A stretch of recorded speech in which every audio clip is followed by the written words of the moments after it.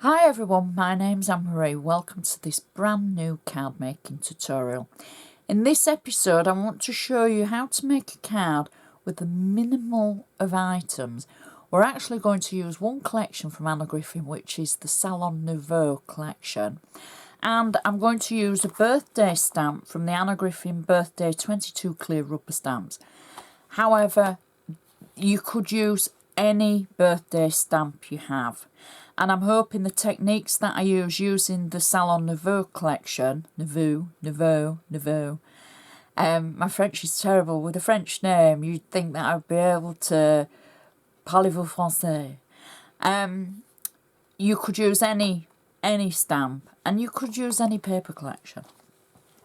So first of all, I have my base card. It's a square 6" by 6" card, just in ivory.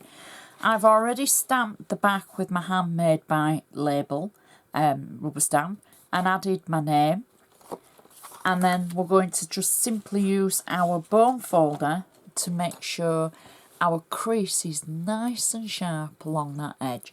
We're going to keep the edge to the top, just for something a little bit different. And for the inside of the card, we're going to start off very simple. We've cut out a square from the Salon Nouveau collection, and I've got flat tape on the back. There we go. Peel the tape away, and they're double-sided cardstocks, and I'm going for the plainer side. I'm going to add that to the centre of my card and then press it down. Then one of the ornate cardstocks in the Salon Nouveau collection, I've cut out just a little bit of an embellishment, and I've followed the pattern around using scissors. I've got flat tape on the back, and I am simply going to add this to the top of the insert, like so, and press it down. This is where we've used our birthday stamp. I've stamped it with stays on, and I've used the navy blue colour. I can't remember if it has a fancy name, but it is navy blue ultimately. And just on the same cardstock as we've used on the base, so it tones in. Flat tape on the back, and I am simply going to add this. Now, I'm thinking I was going to add it under the section that we've cut at the top, but I'm thinking I'm going to go middle for diddle, as they say, and just pop it in there. And then it's a standard insert for your to and your from and a little message. I think that'll work quite well with the front. So now we can turn our attention to the front. I'm just going to use my bone folder again, just to make sure that crease is still nice and sharp at the top. And for the base layer, this is such a simple card. For the base layer, I've cut out a square that will fit the front of our cardstock. Now, I've got to be honest, I've worked out the size that I wanted, and this will depend on which cardstock you want to use. Because I wanted the pattern to follow the circles more than the pattern inside. So when you get your cardstock for whatever collection and you're going to use it, look at it. Decide if you're going to go with a main pattern or a secondary pattern if you're going to work with anything that's symmetrical or anything that you're going to cut out and use. Because to me here, you can either go with the main pattern with the florals through the centre, or the circles with the butterflies. So in my case, I've gone with the circles. I've got flat tape on the back of it, and yes, it is double-sided, and it seems such a waste to hide such a beautiful pattern on the back. But just for this one, we're going to use this side rather than the darker side. And we're going to press that down. Now our next layer, which isn't really our only layer, is, you might have seen a photo way back on Facebook. I've taken the cardstock and I've used a craft knife, to be honest. I've cut out the centre of the design, and again it's all from the Salon Nouveau collection from Griffin. I've cut out the centre and I've got 3D foam between the areas that I've left in. I promise you, you do not have to be the world's greatest cutter-outer. If you have dinky decoupage scissors, use those if you're not happy using a craft knife. Turn the paper when you're using a craft knife rather than the craft knife. So follow the design and move the paper around. It's not as difficult as you think.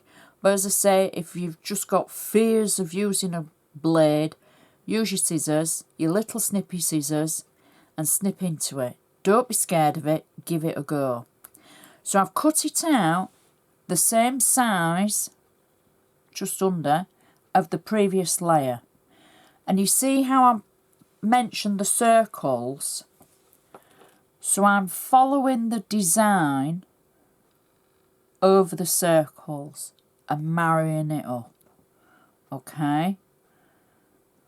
So I've looked at the pattern, and I've looked at the pattern of the second paper, the cardstock, and to see how they're going to work together.